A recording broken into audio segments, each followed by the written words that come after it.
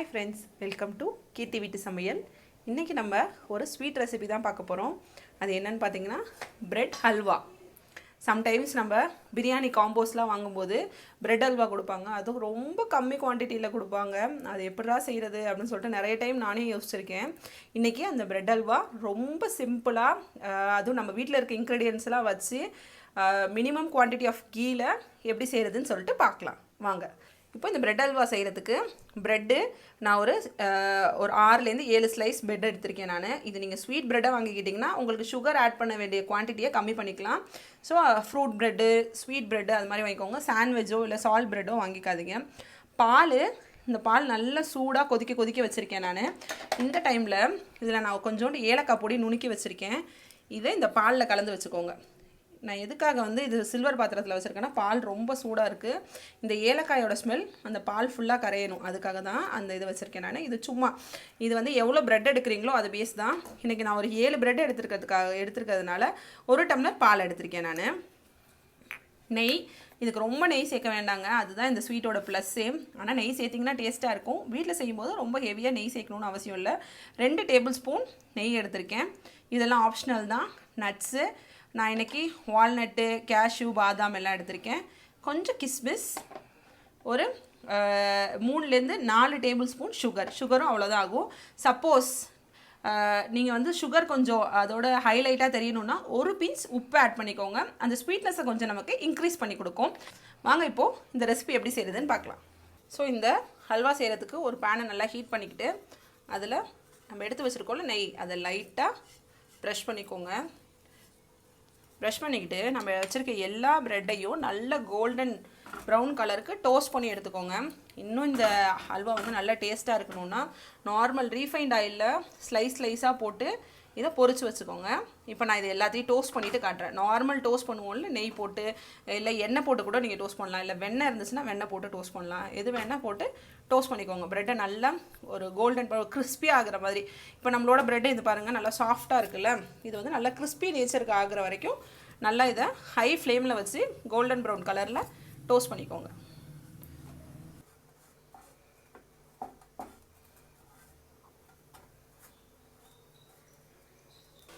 இப்போ இது நல்லா எல்லா ப்ரெட்டையும் நான் டோஸ்ட் பண்ணி எடுத்துட்டேன். நல்லா இந்த கன்சிஸ்டன்சிக்கு இருக்கணும். இந்த ஃப்ரண்ட் சைடு இருக்குல்ல இது மாதிரி நல்லா கிறிஸ்பியாக இருக்கணும். நீங்கள் இதுக்கு நெய் தான் யூஸ் பண்ணணும்னு இல்லை, ரீஃபைண்ட் ஆயில் கூட யூஸ் பண்ணலாம். அதாவது நான் ஃப்ளேவர் ஆயில்னு சொல்லுவாங்கள்ல அந்த ரீஃபைண்ட் ஆயில் கூட நீங்கள் யூஸ் பண்ணலாம். இப்போது நம்ம பிரெட் சைஸ் எல்லாத்தையும் நல்லா இது மாதிரி டோஸ்ட் பண்ணி எடுத்தாச்சு. ரொம்ப கருக விட்டுறாதீங்க, அந்த வாடை தெரியும் அப்புறம் அதில். ரொம்ப ரிச்சாக பண்ணணும்னு நினச்சிங்கன்னா இந்த சைட்லாம் கூட கட் பண்ணிக்கோங்க. இது போட்டாலும் நல்ல டேஸ்ட்டாக தான் இருக்குது. நெக்ஸ்ட் பேனில் கொஞ்சமாக நெய் ஊற்றிக்கோங்க. ஊற்றிட்டு நம்ம எடுத்து வச்சுருந்த கிஸ்மிஸ் அப்புறம் நட்ஸு எல்லாத்தையும் நல்லா ஒரு ரோஸ்ட் பண்ணிக்கோங்க. நல்லா இதெல்லாம் கோல்டன் ப்ரௌன் ஆனதும் இதை ஒரு பவுலுக்கு ட்ரான்ஸ்ஃபர் பண்ணிக்கிறேன். இப்போ இது எல்லாத்தையும் நான் நல்லா நெய்யில் பொரிச்சு எடுத்துக்கிட்டேன். அகைன் அதே பேனில் நல்லா நெய்யாக இருக்கா அதில் இன்னும் கொஞ்சம் நெய் ஊற்றிக்கோங்க. ஊற்றிக்கிட்டு நம்ம டோஸ்ட் பண்ணி வச்சுருந்த ப்ரெட்டை சின்ன சின்ன பீஸாக சும்மா ரஃப்பாக பிச்சு போடுங்க. அடுப்பு இந்த டைமில் ஆஃப் பண்ணுறது பெட்டர். இல்லை கண்டினியூஸாக நான் ஃபாஸ்ட்டாக பிச்சு போட்டுருவேன் அப்படின்னா சிம்மில் வச்சு ஒர்க் பண்ணுங்கள். இப்போ இது மாதிரி சின்ன சின்ன பீஸாக பிச்சு போட்டுக்கோங்க. இன்னும் எவ்வளோ சின்னதாக பிக்க முடியுமோ அவ்வளோ பிச்சுக்கோங்க. உங்களோட குக்கிங் டைம் கொஞ்சம் குறையும், அது ஸ்மாஷ் ஆகிற டைம் குறையும். நெக்ஸ்ட்டு நம்ம எடுத்து வச்சுருக்க பாலை இதில் ஆட் பண்ணிக்கோங்க. இந்த பாலில் ப்ரெட்டு ஒரு 1 மினிட் நல்லா குக் ஆகணும். லிட்டெல்லாம் நீங்கள் போட வேணாம். இந்த ஊற்றின பால்லையே நல்ல இது ஊறி குக் ஆகணும்.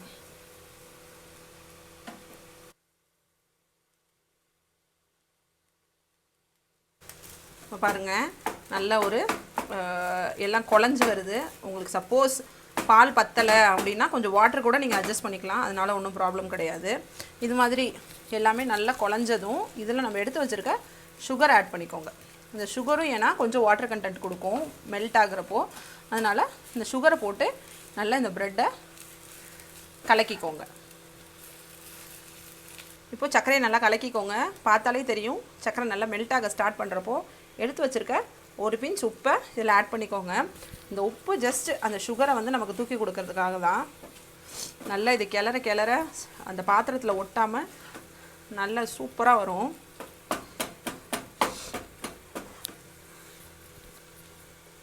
75% குக் ஆயிடுச்சு. பாத்திரத்தில் ஒட்டாமல் கிடைக்கிறதுல இந்த டைமில் இதுவும் ஆப்ஷனல் தான். வேணும்னா பாதாம் பவுடர் ஆட் பண்ணிக்கலாம். நீங்கள் பாதாம் மில்க் பவுடர் இருக்குல்ல, அதை ஆட் பண்ணிக்கலாம். இதுவும் ஒரு ஃப்ளேவருக்காக தான், ஒரு வாசத்துக்காக தான் இது. சப்போஸ் சில பேருக்கு ஏலக்காய் பொடி பிடிக்கல அப்படின்னா இந்த பாதாம் பவுடர் ஆட் பண்ணிக்கலாம்.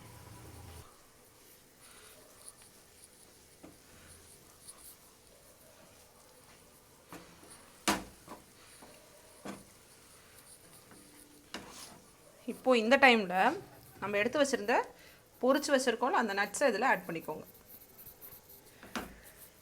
உங்ககிட்ட இது செஞ்சது போக மிச்சம் நம்ம மெஷர் பண்ணி வச்சுருந்தாலும் அதில் நெய் இருந்தாலும் இந்த டைமில் ஆட் பண்ணிக்கோங்க, நல்லாயிருக்கும். இதை நல்லா ஸ்மாஷ் பண்ணணுங்க. அப்போ தான் இந்த ஹல்வா வந்து நல்ல டேஸ்ட்டாக இருக்கும். இந்த ப்ரெட்டை ஷேப்பே தெரியாத மாதிரி நல்லா ஸ்மாஷ் பண்ணிக்கிட்டே இருக்கணும். ஆனால் டோஸ்ட் பண்ணாமல் இதை செஞ்சிடாதீங்க, நல்லா இருக்காது. டோஸ்ட் பண்ணி பண்ணுங்கள். இது மாதிரி நல்லா இதை ஸ்மாஷ் பண்ணிக்கிட்டே இருக்கணும். இது மோரோவர் நம்மளோட வீட் அல்வா டேஸ்ட் இருக்குங்க. நம்ம கோதுமையில் பண்ணுறோம்ல அந்த அல்வாவோட டேஸ்ட் இருக்கும். இப்போ பாருங்கள், இந்த சட்டியிலே ஒட்டாமல் அப்படியே டர்ன் ஆகுதுல்ல, இதுதான் இதோட கரெக்டான பதம். இந்த ஸ்டேஜில் கொஞ்சோண்டு நெய் ஜஸ்ட்டு மேலே ஃப்ளேவருக்காக, சும்மா ஒரு ஸ்மெல்லு ஃப்ளேவருக்காக ஆட் பண்ணியிருக்கேன். அவ்வளோதான், நம்மளோட சூப்பரான ப்ரெட் அல்வா ரெடி ஆயிடுச்சு. அவ்வளோதான் ஃப்ரெண்ட்ஸ், நம்மளோட சூப்பரான ப்ரெட் அல்வா ரெடி ஆயிடுச்சு. நல்ல ஒரு டேஸ்ட்டாக இருக்கும். அதாவது இமீடியட்டாக யாராவது ரிலேட்டிவ்ஸ்லாம் வந்துட்டாங்க அப்படின்னா ஒரு ஸ்வீட் செய்யணுன்னா இந்த ப்ரெட் மட்டும் இருந்தால் போதும், நமக்கு இந்த ஸ்வீட்டை ஈஸியாக செஞ்சிடலாம். நீங்களும் உங்கள் வீட்டில் செஞ்சு பாருங்கள். எப்படி வந்துச்சுன்னு கமெண்ட் செக்ஷனில் சொல்லுங்கள். கீர்த்தி வீட்டு சமையல் சேனலை லைக் பண்ணுங்கள், கமெண்ட் பண்ணுங்கள், சப்போர்ட் பண்ணுங்கள். Thank you friends.